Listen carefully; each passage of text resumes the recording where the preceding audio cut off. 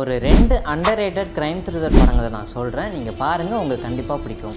ஒன்று தமிழ் படம், இன்னொன்று தமிழ் டப்டு படம். ஓ அப்படியா விஷயம். ஃபஸ்ட்டு படம் சரண்டர். இந்த படத்தோடைய கதைன்னு பார்த்தீங்கன்னா, ஒரு போலீஸ் ஸ்டேஷனில் ராஜ் ரைட்டராக ஒர்க் பண்ணிகிட்டு இருப்பார். நேர்மையான ஆஃபீஸர், ஆனால் கொஞ்சம் மறதி இருக்கும். இப்படி இருக்கிற சூழ்நிலையில் மன்சூர் அலிகான் தன்னுடைய கன்னை ஹேண்ட் ஓவர் பண்ணிட்டு போகிறாரு. ஆனால் அந்த கன்று போலீஸ் ஸ்டேஷன்லேருந்து காணாமல் போகுது. காணாமல் போனால் அந்த கன்னை கடைசியில் கண்டுபிடிச்சாங்கதா இல்லையான்றது தான் இந்த படத்துடைய கதை. இந்த படம் ஆரம்பத்தில் கன்று காணுன்ற பாயிண்ட் ஆஃப் வியூவில் ஆரம்பித்து போக போக இன்னொரு கதையை சொல்லுவாங்க. அந்த கதையுமே சுவாரஸ்யமாக இருக்கும். இந்த படத்தில் தர்ஷன் அண்ட் லால் தான் மெயின் லீடாக வருவாங்க.